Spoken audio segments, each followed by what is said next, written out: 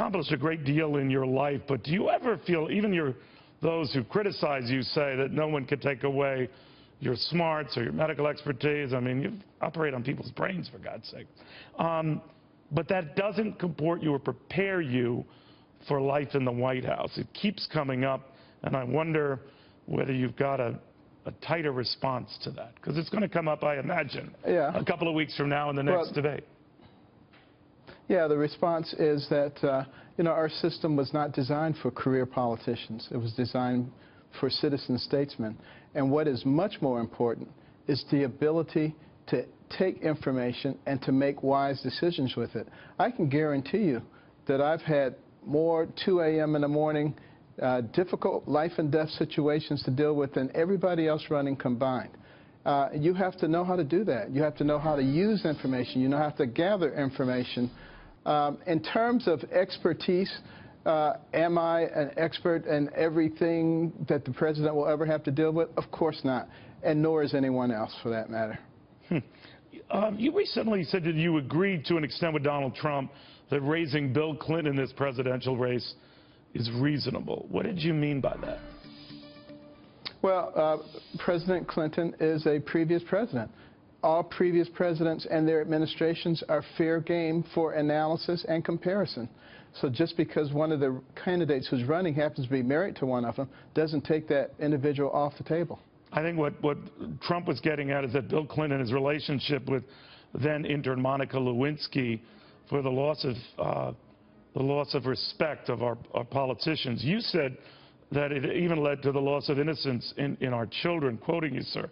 As a pediatric neurosurgeon, I deal with a lot of children, and I see them becoming coarser and wanting to know what certain things are that they're hearing about on television, things that they would never have known about as kids before.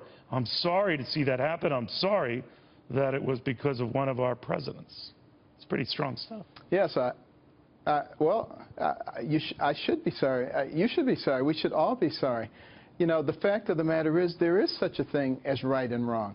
There are morals and values and principles. We have to stop letting people sweep all this stuff under the rug and saying, it's no problem. Everything is of equal value. That's not true. That's not what made America into the greatest nation the world has ever known. We should not be willing to throw away all of our values and principles for the sake of political correctness. Absolutely not. We'll never submit to that.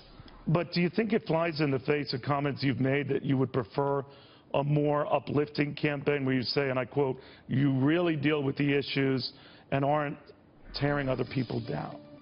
Wouldn't that be the equivalent of tearing other people down? No. Well, I mean, the question was asked of me, what did I think of it? Right. I answered the question. Is it going to be the main thing that I'm talking about? By no stretch of the imagination, because we have such incredible problems to solve. Our fiscal irresponsibility, the size of our government, which continues to balloon, you know, a Congress that is not responsive to the people who send them there, you know, a country that is not taking, you know, the lead in the world, in a very dangerous world, and allowing others to do so, which is creating even more problems for us. You know, these are big issues. We have to deal with them. You know, finally, Doctor, I'm sure you've heard this before, even among your legion of fans, that they say, you know, he is a calm and soothing presence, but I never see the guy get angry. I never see him lose it. I never see him get spastic.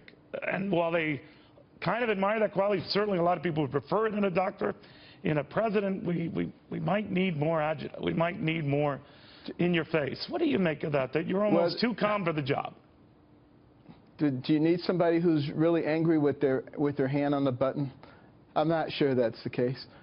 Believe me, there's plenty of passion there. There's plenty of feeling there.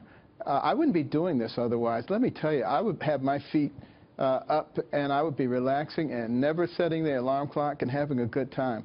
But believe me, we have got to save this country. We've got to do it.